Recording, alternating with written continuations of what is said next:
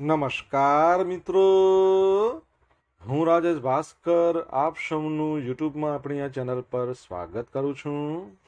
મિત્રો, આજે આપણે તારીખ 25 જૂન 2025ના કેટલાક મોસ્ટ ઇમ્પોર્ટન્ટ કરંટ અફેર અને અગાઉની પરીક્ષામાં પૂછાયેલા કેટલાક ઇમ્પોર્ટન્ટ પ્રશ્નો વિશે ડિટેલમાં ચર્ચા કરીશું, જે આપને આવનારી પરીક્ષા માટે ખૂબ જ ઉપયોગી સાબિત થશે.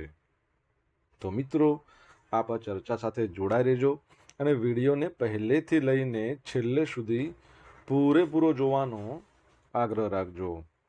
તો ચલો મિત્રો, શરૂ કરીએ.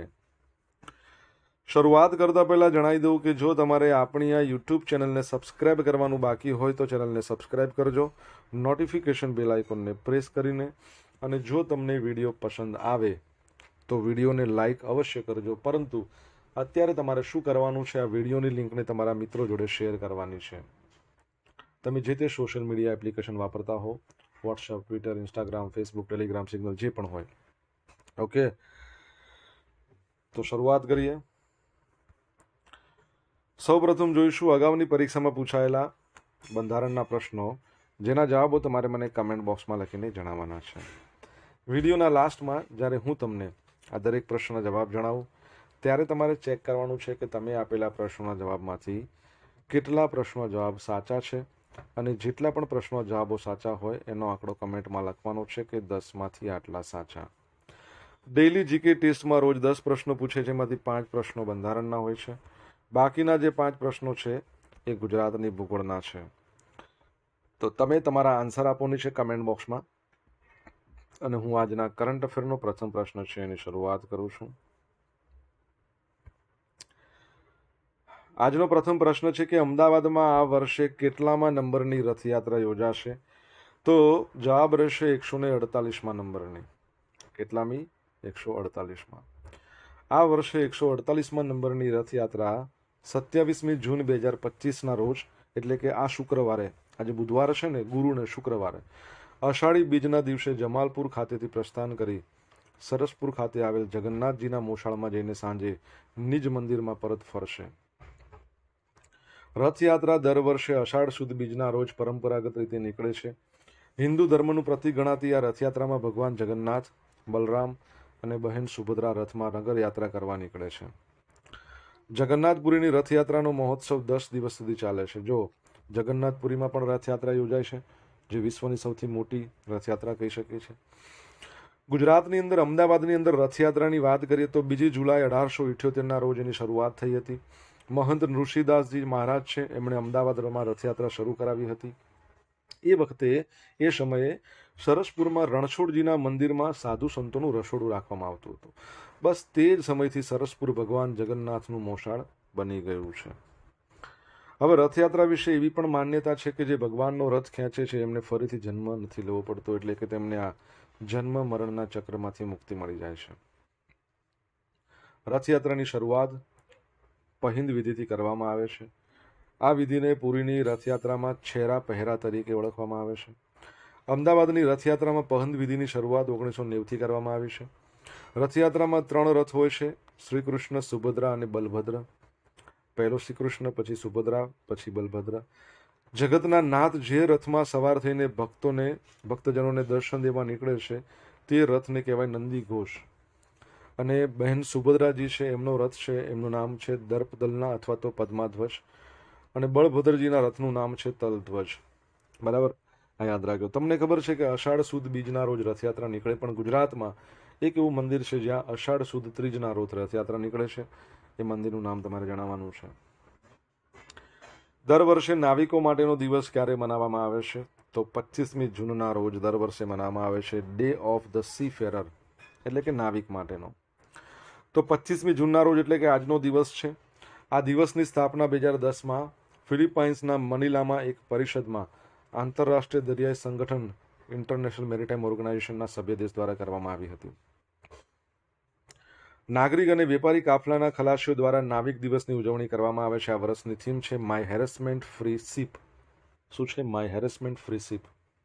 ઓકે, તમને ખબર હશે ભારતની અંદર નેશનલ મેરીટાઈમ ડે 5મી એપ્રિલના રોજ મનાવવામાં આવે છે. તમારા માટે પ્રશ્ન છે કે વર્લ્ડ મેરીટાઈમ ડે ક્યારે ઉજવવામાં આવે છે? કમેન્ટ બોક્સમાં લખીને જણાવો. એકતાનગરમાં ચિમ્પાન્જીને પ્રવાસીઓ માટે ખુલ્લા મૂકવાનો નિર્ણય કરવામાં આવ્યો છે. તમને ખ્યાલ હશે 22મી જૂનના રોજ વર્લ્ડ રેન ફોરેસ્ટ ડે મનાવવામાં આવે છે. આ જ દિવસના અવસરે એકતાનગરમાં બુદ્ધિશાળી અને સામાજિક પ્રાણીઓને પ્રવાસીઓ માટે ખુલ્લા મૂકવામાં આવે છે. આફ્રિકન રેન ફોરેસ્ટના રત્ન ગણાતા 3 ચિમ્પાન્જી, એક નર છે, 2 માદા છે. આ ચિમ્પાન્જી જેમના નામ નર છે, એકનું નામ નિકો છે, એક સુજી નામની માદા અને બીજી એમિલિયા નામની માદા છે. એમને યુનાઇટેડ આરબ એમિરાત એમાં આબુધાબી સ્થિત કેપિટલ ઝૂ એન્ડ વાઇલ્ડ લાઇફમાંથી 23 ફેબ્રુઆરી 2025ના રોજ ભારતમાં લાવવામાં આવ્યા. તમામ કાયદેસરની પ્રક્રિયાઓ પૂર્ણ કરી 7 એપ્રિલ 2025ના રોજ એમને એકતાનગરમાં લાવવામાં આવ્યા હતા. 7 એપ્રિલ 2025ને એટલે 7 એપ્રિલને કયા દિવસ તરીકે ઉજવવામાં આવે છે? તમને આન્સર આવડતો હોય તો કમેન્ટ બોક્સમાં લખીને જણાવજો કે આ દિવસ તરીકે ઉજવવામાં આવે છે. મિત્રો, વિડીયો પસંદ આવ્યો હોય, ભણવાની મજા આવી હોય તો વિડીયોને એક લાઇક કરી દો. બાકી હોય તો એક જ વાર કરવાનું છે. તમારા મિત્રો જોડે વિડીયોની લિંકને શેર કરી દો. આપણી બંને યુટ્યુબ ચેનલ રાજેશ ભાસ્કર 2ને જો સબસ્ક્રાઇબ કરવાનું બાકી હોય તો સબસ્ક્રાઇબ કરો, નોટિફિકેશન બેલ આઇકોનને પ્રેસ કરીને. જો તમારે ડેલી કરંટ અફેરની પીડીએફ જોઈતી હોય તો આપણી ટેલિગ્રામ ચેનલ છે એને જોઈન કરો, જેની લિંક વિડીયોની ડિસ્ક્રિપ્શનમાં આપી છે. તમને પીડીએફ તો અહીંયા મળવાની જ છે, સાથે સાથે તમને પોલ્સ પણ રમવા મળશે. તાજેતરમાં કયા સ્થળે રાષ્ટ્રપતિ તપોવન અને રાષ્ટ્રપતિ નિકેતનનું ઉદ્ઘાટન કરવામાં આવ્યું? તો જવાબ આવશે દહેરાદૂનમાં. તો રાષ્ટ્રપતિ દ્રૌપદી મુર્મુ એમણે 20મી જૂનના રોજ એમના 67મા નંબરના જન્મદિવસ નિમિત્તે દહેરાદૂનમાં રાષ્ટ્રપતિ તપોવન અને રાષ્ટ્રપતિ નિકેતનનું જાહેર જનતા માટે ઉદ્ઘાટન કર્યું. એમણે રાષ્ટ્રપતિ ઉદ્યાનનો પણ શિલાન્યાસ કર્યો, જે દહેરાદૂનમાં નેટ ઝીરો પબ્લિક પાર્ક તરીકે બનાવવામાં આવશે. રાષ્ટ્રપતિ તપોવન, રાષ્ટ્રપતિ નિકેતન અનુક્રમે 24 જૂનથી 1 જુલાઈ 2025 સુધી જાહેર જનતા માટે ખુલ્લા રહેશે. રાષ્ટ્રપતિ નિકેતનની વાત કરીએ તો રાષ્ટ્રપતિ ભવન પણ કહેવાય. તેનું પાછળથી નામ રાષ્ટ્રપતિ આશિયાના કરવામાં આવ્યું હતું. હવે રાષ્ટ્રપતિ નિકેતન કહેવાય છે. ઉત્તરાખંડના દહેરાદૂન ખાતે હિમાલયની તળેટીમાં 21 એકર વિસ્તારમાં તે ફેલાયેલું છે. રાષ્ટ્રપતિ ભવન 1838માં ભારતના ગવર્નર જનરલના બોડીગાર્ડ માટે બનાવવામાં આવ્યું હતું. રાષ્ટ્રપતિ તપોવન, રાષ્ટ્રપતિ નિકેતન છે ને એની બાજુમાં આવેલો 19 એકરનો જંગલ વિસ્તાર છે. ઉત્તરાખંડ વન વિભાગના સહયોગથી તેને વન વિસ્તાર તરીકે વિકસાવવામાં આવ્યો છે. તમને ખબર છે રાષ્ટ્રપતિ ભવન જે દિલ્હીમાં આવેલું છે ત્યાં એક દરબાર હોલ છે. એ દરબાર હોલનું નામ અત્યારે બદલી નાખવામાં આવ્યું છે. શું બદલીને કરવામાં આવ્યું છે તમને ખબર હોય તો કમેન્ટ બોક્સમાં લખીને જણાવો. 2025 વર્લ્ડ પેરા એથ્લેટિક્સ ચેમ્પિયનશિપનો સત્તાવાર માસ્કોટ શું છે? તો વિરાજ. શું છે? વિરાજ. બરાબર છે. શું છે? વિરાજ. તો ભારત છે ને એ 2025ના વર્લ્ડ પેરા એથ્લેટિક ચેમ્પિયનશિપ છે ને એનું યજમાન છે, એનું આયોજન કરી રહ્યું છે. તેના માટે સત્તાવાર લોગો અને માસ્કોટનું અનાવરણ કરવામાં આવ્યું છે. 20મી જૂનના રોજ નવી દિલ્હીમાં આયોજિત એક કાર્યક્રમમાં 2025 વર્લ્ડ પેરા એથ્લેટિક્સ ચેમ્પિયનશિપનો સત્તાવાર લોગો અને માસ્કોટનું અનાવરણ કર્યું. આ એક મહત્વપૂર્ણ ક્ષણ છે, કારણ કે ભારત 27 સપ્ટેમ્બરથી 5 ઓક્ટોબર દરમિયાન જવાહરલાલ નહેરુ સ્ટેડિયમ ખાતે યોજાનારી જે પ્રતિષ્ઠિત વૈશ્વિક પેરા એથ્લેટિક્સ ઇવેન્ટનું આયોજન કરી રહી છે. 27 સપ્ટેમ્બરથી 5 ઓક્ટોબર. માસ્કોટ શું છે? વિરાજ, યુવાન હાથી જે બ્લડ પ્રોસ્થેસિસથી સજ્જ છે, જે શક્તિ, સ્થિતિસ્થાપકતા અને સમાવિષ્ટ રમતોનું પ્રતીક છે. તમને ખબર હોય તો બિહારની અંદર ખેલો ઇન્ડિયા યુથ ગેમ્સ યોજાઈ ગયા રિસન્ટલી. એનો માસ્કોટ શું હતો? એ પણ આવું જ કંઈક હતું. આ વિરાજ છે ને એવું જ નામ હતું, હાથી જ. કમેન્ટમાં લખો. ભારત પ્રથમ વખત વર્લ્ડ પેરા એથ્લેટિક ચેમ્પિયનશિપનું આયોજન કરવા માટે તૈયારી કર્યું છે, જેમાં 12મી આવૃત્તિમાં 100થી વધારે દેશો ભાગ લેવી અપેક્ષા છે. જો 12મી આવૃત્તિ છે ભારતમાં, નવી દિલ્હીમાં આયોજન, જવાહરલાલ નહેરુ સ્ટેડિયમ, અને 27 સપ્ટેમ્બરથી 5 ઓક્ટોબર.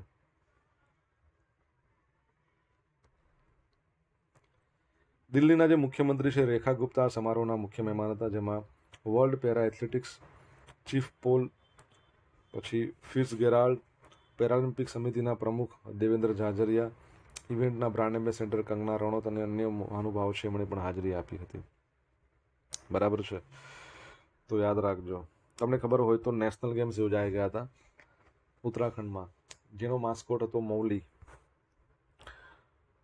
કડી વિસાવદર બેઠક પર વિધાનસભાની પેટા ચૂંટણીનું પરિણામ જાહેર થઈ ગયું છે. તો વિસાવદરમાં 21 રાઉન્ડની મતગણતરીના અંતે આમ આદમી પાર્ટીના ઉમેદવાર ગોપાલ ઇટાલિયા છે, એમણે 17,554 મતથી ભવ્ય જીત મેળવી લીધી છે. ટોટલ 75,942 વોટ એમને મળ્યા. ભાજપના ઉમેદવારને કેટલા મળ્યા? 58,325. બરાબર. કોંગ્રેસને ફક્ત 5,491, એટલે એમની પેલી રકમ જપ્ત થઈ ગઈ છે. ઓકે. કડીમાં ભાજપના ઉમેદવાર રાજેન્દ્ર ચાવડા છે, એમણે 38,904 મતોની લીડ સાથે ભવ્ય વિજય.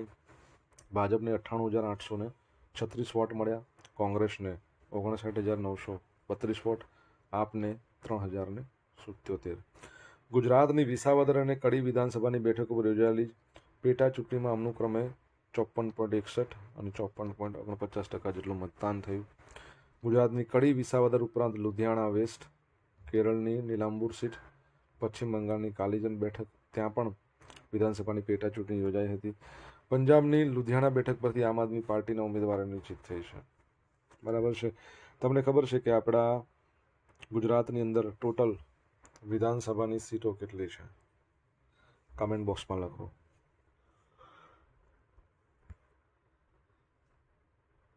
સોશિયલ મીડિયાના માધ્યમથી તમે મારી જોડે કનેક્ટ કરી શકો છો. મારું ઇન્સ્ટા આઈડી છે rajesh.i.bhaskar. મારું જે ફેસબુક આઈડી છે એ છે RI ભાસ્કર, અને ટેલિગ્રામ ચેનલ છે આપણી રાજેશ ભાસ્કર.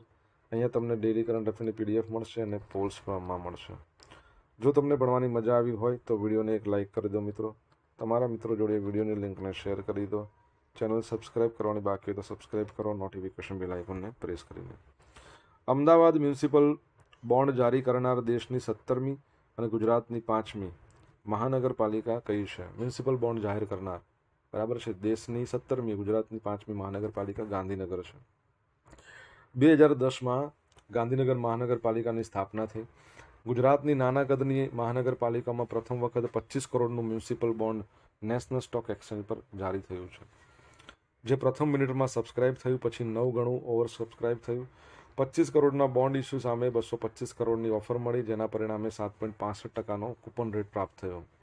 ગાંધીનગર મહાનગરપાલિકા દેશની 17મી અને ગુજરાતની 5મી મનપા છે, જેણે મ્યુનિસિપલ બોન્ડ જારી કર્યું હોય. જો આની પહેલાં ગુજરાતની વાત કરીએ તો અમદાવાદ, સુરત, વડોદરા, રાજકોટ, આ 4 મોટા શહેરો છે ને મહાનગરપાલિકા, એમણે આવા બોન્ડ જારી કરી દીધેલા છે. આ બોન્ડ બંડલનો ઉપયોગ શામાં થશે? શહેરના ઇન્ફ્રાસ્ટ્રક્ચર પ્રોજેક્ટ માટે. આ પહેલ ભારત સરકારના નીતિ આયોગ, શહેરી વિકાસ મંત્રાલય, ગુજરાત સરકારના શહેરી વિકાસ વિભાગના માર્ગદર્શન હેઠળ હાથ ધરાઈ હતી. હવે પ્રથમ એવું છે કે 20 મહાનગરપાલિકામાં ગાંધીનગર મહાનગરપાલિકાનો સમાવેશ થયો છે. એટલે ગાંધીનગર મહાનગરપાલિકાને ભારત સરકાર તરફથી અંદાજે 3.25 કરોડની વ્યાજ સબસિડી મળશે. 3.25 કરોડની વ્યાજ સબસિડી મળશે. બરાબર છે, યાદ રાખજો. નેશનલ સ્ટોક એક્સચેન્જમાં લિસ્ટ થયા છે. તમને ખબર છે કે બોમ્બે સ્ટોક એક્સચેન્જ કહો કે નેશનલ સ્ટોક એક્સચેન્જ કહો, બંને આવ્યા છે મુંબઈમાં. ખાસ યાદ રાખજો, બંને મુંબઈમાં છે. MD CEO NSEના છે આશીષ કુમાર ચૌહાણ. નેશનલ સ્ટોક એક્સચેન્જની સ્થાપના કયા વર્ષમાં થઈ તમારે જણાવવાનું છે કમેન્ટ બોક્સમાં લખીને. આંતરરાષ્ટ્રીય હોકી ખેલાડી લલિત કુમાર ઉપાધ્યાયે આંતરરાષ્ટ્રીય હોકીમાંથી નિવૃત્તિની જાહેરાત કરી છે. 2 વખતના ઓલિમ્પિક મેડલ વિજેતા ભારતીય આંતરરાષ્ટ્રીય હોકી ટીમના ખેલાડી હતા લલિત કુમાર. તો નિવૃત્તિની જાહેરાત કરી છે. 31 વર્ષની એજ છે. 2014ની અંદર સિનિયર રાષ્ટ્રીય ટીમ માટે આંતરરાષ્ટ્રીય હોકીમાં પ્રવેશ કર્યો હતો. એમણે ભારત માટે 179 મેચ રમી, 41 ગોલ કર્યા. આ ઉપરાંત લલિતને તેમના ઉત્કૃષ્ટ પ્રદર્શન બદલ 2021માં અર્જુન એવોર્ડ મળ્યો હતો. લલિતને એમના સારા પ્રદર્શનના આધારે યુપી સરકારે DSP તરીકે નિયુક્ત કર્યા છે. હોકીની વાત આવે, તમને ખબર છે હોકીના જાદુગર કોને કહેવાય છે? જેમનો જન્મદિવસ ભારતમાં 29 ઓગસ્ટે આવે અને જેને ભારતમાં કયા દિવસ તરીકે ઉજવવામાં આવે છે? રાષ્ટ્રીય ખેલ દિવસ. તમને આન્સર આવડતો હોય તો કમેન્ટ બોક્સમાં લખીને જણાવો, હોકીના જાદુગર છે કોણ? શું નામ છે તમારે કહેવાનું છે. હવે મિત્રો જોઈશું અગાઉની પરીક્ષામાં પૂછાયેલા બંધારણના પ્રશ્નો. પહેલો પ્રશ્ન, ભારતમાં સૌ પ્રથમ વખત ભાષા આધારિત બનનાર ભાષાવાર બનનાર રાજ્ય કયું હતું? તો આંધ્રપ્રદેશ. આંધ્રપ્રદેશ ભાષા આધારિત બનનાર રાજ્ય, અને ભારતનું છેલ્લું રાજ્ય જે બન્યું છે એ પણ આંધ્રપ્રદેશમાંથી જ અલગ થયું છે, તેલંગાણા.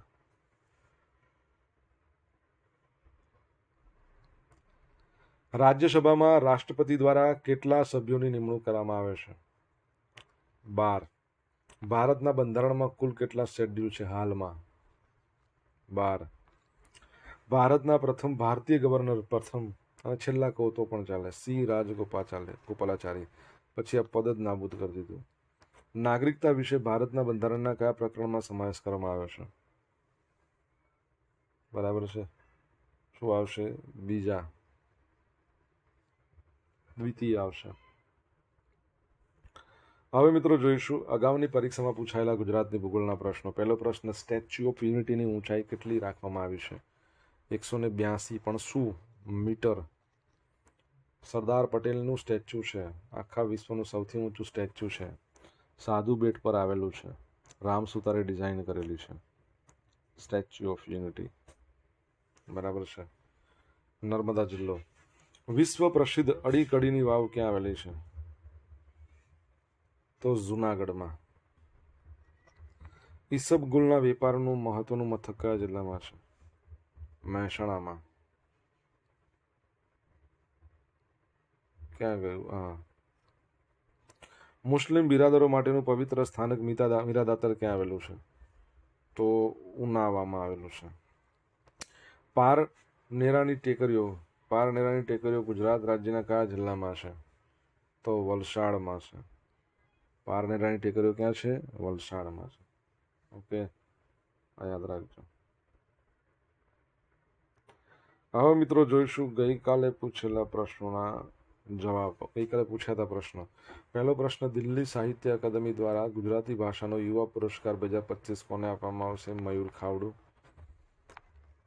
દિલ્હી સાહિત્ય અકાદમી દ્વારા ગુજરાતી ભાષાનો બાલ સાહિત્ય પુરસ્કાર કીર્તિદા બ્રહ્મભટ્ટ. બરાબર છે. આમને મયુર ખાવડુને નરસિંહ ટેકરી માટે અને કીર્તિદા બ્રહ્મભટ્ટ ટિંચક માટે. તાજેતરમાં કોના દ્વારા પ્રતિભા સેતુ પોર્ટલ લોન્ચ કરવામાં આવ્યું છે? તો યુપીએસસી દ્વારા.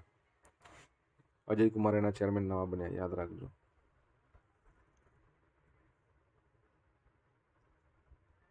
મિત્રો આજે પૂછેલા પ્રશ્નોના જવાબ જોઈ લઈએ. પહેલો પ્રશ્ન એવો પૂછ્યો હતો કે અષાઢ સુદ બીજના રોજ પરંપરાગત રીતે રથયાત્રા નીકળતી હોય છે, પરંતુ ગુજરાતનું એક એવું મંદિર છે જે છે ડાકોર. આ ડાકોરમાં અષાઢી સુદ ત્રીજના રોજ રથયાત્રા નીકળે. એ વાત અલગ છે, ગયા વર્ષે 2024માં બીજ અને ત્રીજ બંને એક જ દિવસે હતા, એટલે એ વખતે જોડે નીકળી હતી.